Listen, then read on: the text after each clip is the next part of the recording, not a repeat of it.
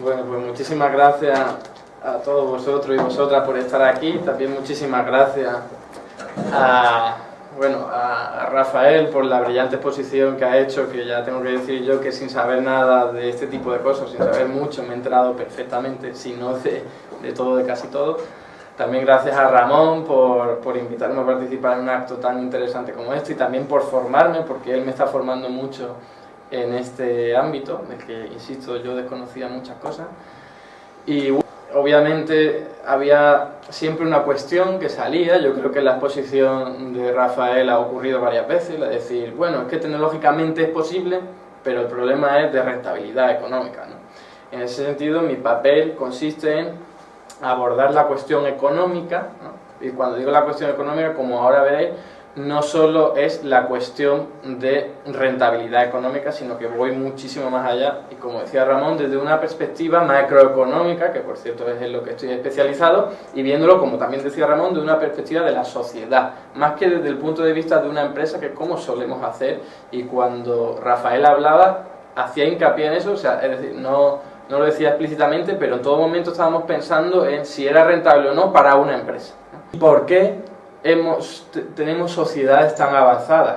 Porque tengamos mucho dinero más que antes, porque tengamos mucho más dinero que en la Edad Media, en la época romana, incluso que en el siglo XX. Pues evidentemente no, yo creo que aquí todos estamos de acuerdo. Es porque tenemos desarrollado unas capacidades tecnológicas muy superiores a las que teníamos antes.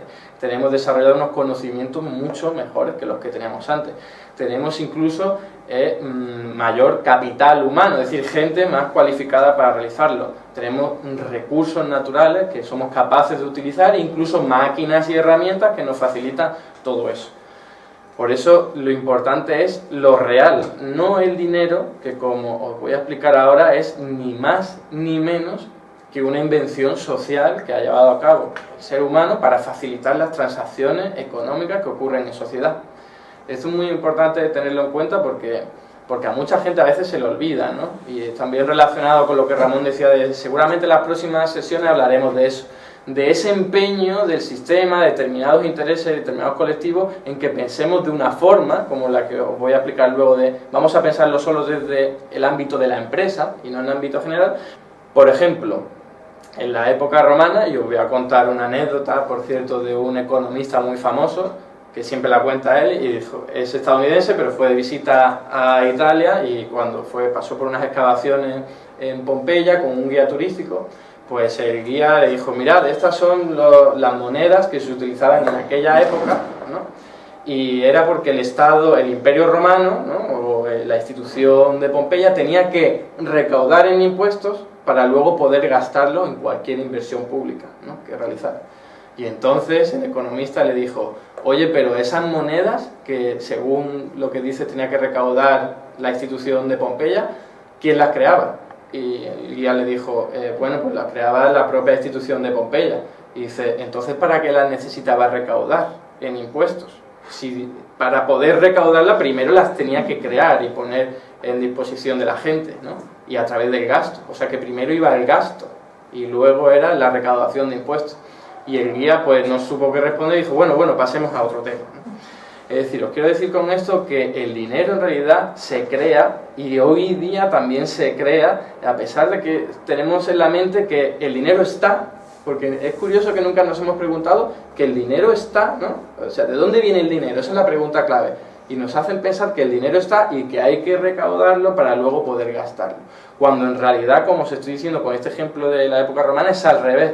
Primero el dinero ha tenido que ser creado y que esté en disposición de las empresas, de la familia y de la gente, y luego poder ponerle impuestos para recaudarlos.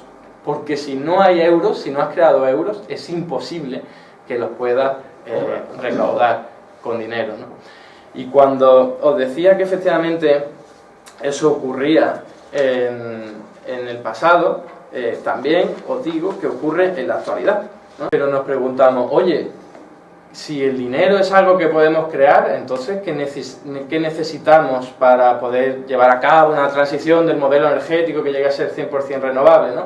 Pues ya os lo he adelantado antes, ¿no? El dinero es una invención social, lo podemos crear como sociedad, y en todo caso lo que sí necesitamos es lo que yo os decía, tecnología adecuada y suficiente, conocimiento, gente que pueda quiera trabajar. Hablamos también, por supuesto, de que necesitamos herramientas, recursos naturales y máquinas. Eso es lo importante, lo real. Eso lo necesitamos, por supuesto, para realizar cualquier transición del modelo energético.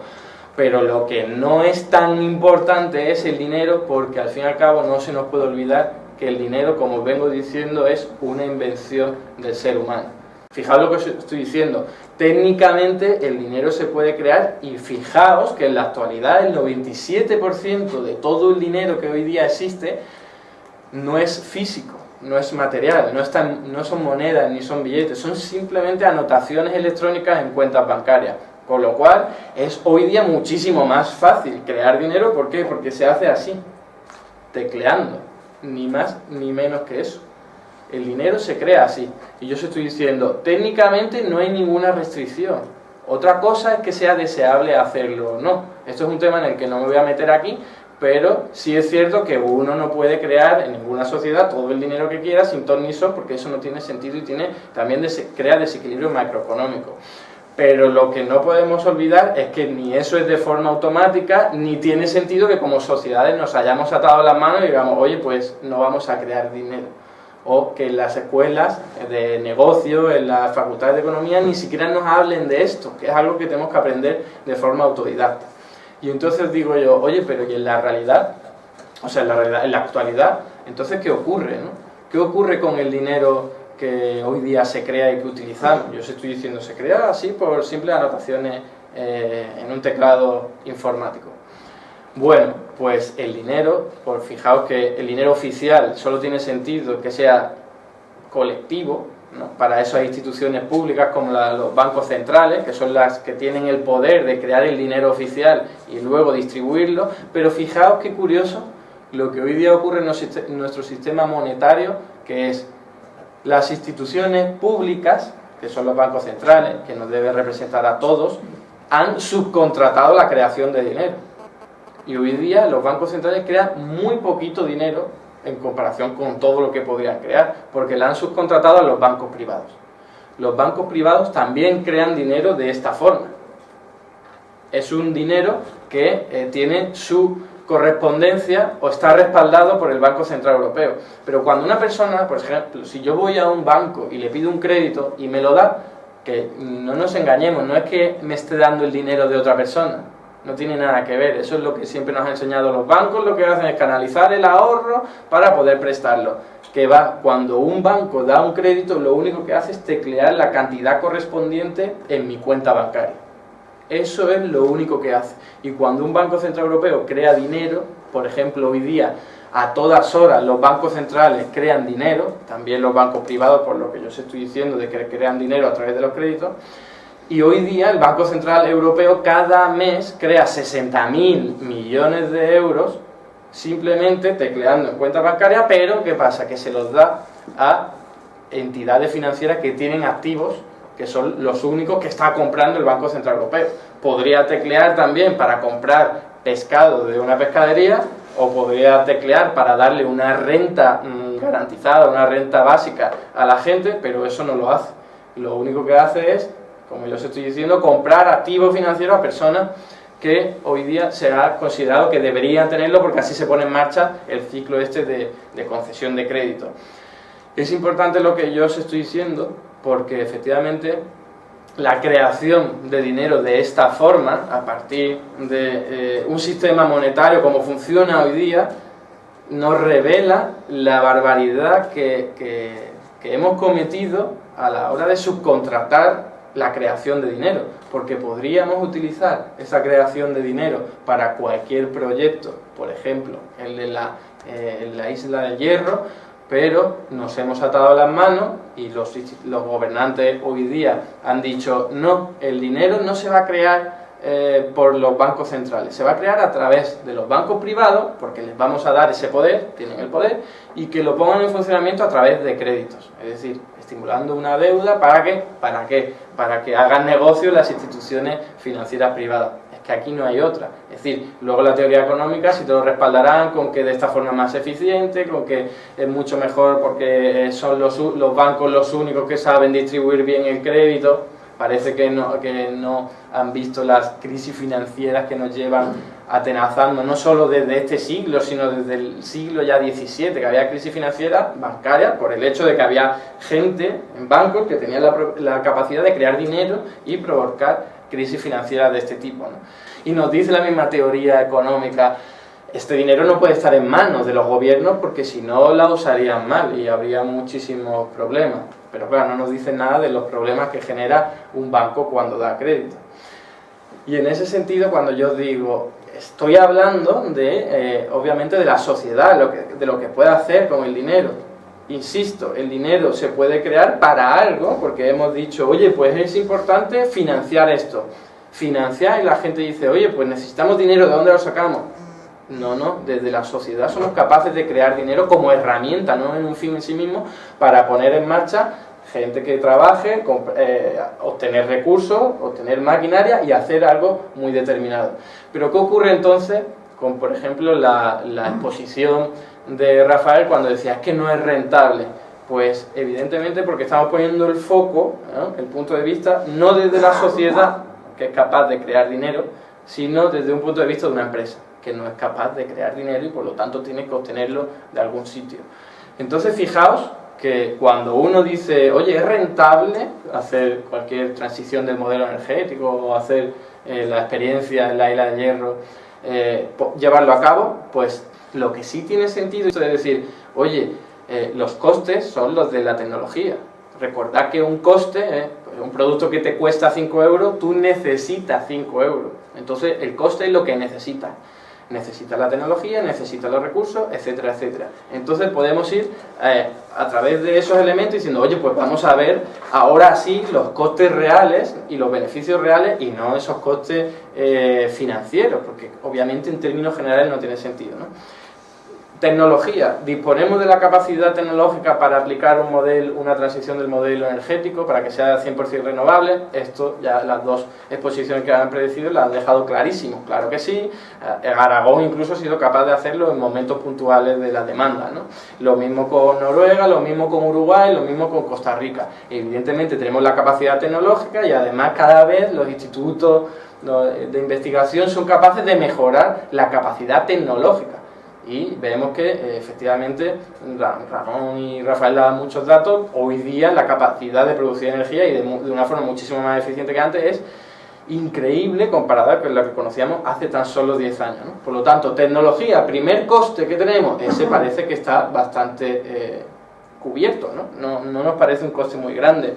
Segundo coste, recursos naturales. Obviamente ahí hay un coste importante y seguramente sea el más importante de todos. Porque aunque para el proyecto fotosíntesis, ¿no?, nos decían el dióxido de carbono, el agua y la energía son totalmente abundantes, pero sí es verdad que la materialización en determinadas formas de almacenar la energía, pues evidentemente necesita recursos naturales que a lo mejor son escasos, como por ejemplo el platino, ¿no? Yo todo esto no soy experto, pero aquí Ramón me ha formado un poco en este tema y por eso lo traslado, ¿no? Pero a pesar de eso, la tecnología también está haciendo adelanto y progreso a la hora de identificar posibles mecanismos para que estos recursos naturales no sean tan problemáticos. Por ejemplo, con las nuevas aplicaciones del carbono o con otro tipo de adelanto tecnológico, ¿no? Entonces, ese segundo coste, pues habrá que debatirlo o no, y los recursos naturales, incluso cuando hablábamos de lo del arbolito pues eso es también un coste, ¿por qué no? Eso habrá que sopesarlo, y aunque Ramón cargaba las tintas y tal, pues habrá que tener en cuenta una sensibilidad medioambiental, ecológica, y eso habrá que tenerlo en cuenta para el debate de decir, oye, ¿es rentable en términos reales o no? Bueno, el tercer elemento, como yo decía, es que necesitamos máquinas y herramientas o construirlas. Y esto ni qué decir tiene que vivimos en una sociedad que su núcleo y su base es construir y construir, y por lo tanto este problema, el hecho de construir, no el hecho de fabricar y el de tener los mecanismos para hacerlo y tal, parece que no es en absoluto algún problema, no hay ningún problema en la capacidad que hoy día tenemos. Y el cuarto y último elemento a la hora de tener un coste es el recurso humano. Necesita gente que quiera, pueda y sepa trabajar y eso es importante porque también necesitamos gente cualificada. Pero cuando pensamos en una economía como la española, decimos, oye, pues gente sí que tenemos, desgraciadamente, de sobra que quiere trabajar, y también, hay que decirlo, también gente muy cualificada que quiere trabajar y que desgraciadamente se tiene que ir a países como Alemania para trabajar precisamente en proyectos como este, ¿no? Entonces, esos son los costes reales, no los financieros, no los de ¿hay dinero o no? Cuando lo pensamos en términos generales y, como yo os decía, no de una empresa. ¿Y cuáles son los beneficios? Y ya con esto voy entrando en la parte final de mi exposición, porque para hacer ese balance de, oye, ¿cuáles son los costes y cuáles son los beneficios? No en términos de rentabilidad, como yo sé, rentabilidad económica, de dinero, sino de recursos naturales, de cosas reales. Tenemos, por ejemplo, el primer beneficio palpable es que se gana independencia energética, ¿no? Desde una economía como la española actual, que necesitamos importar casi todos los combustibles fósiles, si no todos, de países del extranjero, y eso nos hace dependientes, tenemos que acudir a otros países a comprarlo. Si pasamos a un modelo de transición energética, en los cuales las fuentes de energía son autóctonas, sol, agua, energía solar, etcétera, etcétera, obviamente no tendremos independencia energética, o iremos ganando margen de independencia energética a medida que lo hagamos. Eso es un beneficio muy palpable. El segundo ya otro comentado, ¿no? El de, joder, mejoramos la salud del medio ambiente. No estamos hablando de poca cosa, del medio ambiente y de las personas, ¿no? De los humanos. Porque es verdad, con el medio ambiente decimos, pues sí, reducimos la contaminación, las energías fósiles obviamente producen contaminación, son finitos los recursos, mientras que con la energía renovable pues son energías más limpias y además son incluso infinitas, ¿no? A no ser que nos vayamos a la época en la que el sol ya deje de existir, ¿no? Pero cuando decimos la salud humana también es importantísimo tenerlo en cuenta. Decimos, oye, es que hoy día se estima que hay 400.000 personas que mueren en Europa por culpa de las energías fósiles, ¿no? Del uso de las mismas. Y hablamos incluso de que la salud también puede ser acústica, ¿no? Que un vehículo eléctrico pues no hace ruido, no hace tanto ruido como un vehículo por otro tipo de combustible, y evidentemente aquí ganamos en salud. Con lo cual es importante también tener eso como un beneficio real, e insisto, no monetario, ¿no? En el otro beneficio es uno relacionado con el que decíamos, teníamos ¿qué coste era el de que necesitamos gente para que trabaje? Tenemos. ¿Cuál es el beneficio? Que le vamos a dar empleo a toda esta gente, le vamos a dar empleo y además una oportunidad de reinsertarse en la sociedad, de aprender nuevos conocimientos, de tener una remuneración, etcétera, etcétera. Eso es un beneficio que además hoy día está en la orden en todas las agendas políticas, ¿no? Y por último, se democratiza la producción de la energía, cosa importantísima por el tema además del que estaba hablando Ramón, ¿no? Y al que me voy a referir antes de acabar la exposición. Si ahora somos capaces de poner una placa solar en nuestro tejado, sin que por supuesto nos pongan impuestos al sol y otra serie de obstáculos políticos abominables, pues tendremos capacidad de tener nosotros, no como país, sino como nosotros también, independencia energética, y no tener que pagar cuotas abusivas como las que pagamos las tarifas con las eléctricas, ¿no? Por ejemplo. O si somos capaces de participar en una cooperativa que ha implantado pues un aerogenerador, pues también estamos de una forma democratizando la producción energética. Cuestión clave para lo que os voy a comentar ahora antes de terminar, ¿no? Y es, pues bueno, hemos visto los costes y los beneficios, y yo insisto, yo todo esto no lo controlo. Yo he dicho desde la óptica macroeconómica, esto es lo importante, y aquí entonces tiene que estar el debate, porque cuando hablemos de lo financiero tenemos que olvidarnos de pensar desde una empresa, y como decía Ramón, si hay voluntad y la sociedad tiene voluntad, el dinero o lo crea o lo va a sacar de donde quiera para producir, para llevar a cabo eso, y entonces lo importante son otro tipo de elementos, ¿no? Y entonces pues una vez realizado ese debate y decir, bueno, pues merece la pena, pues entonces se realiza, ¿no?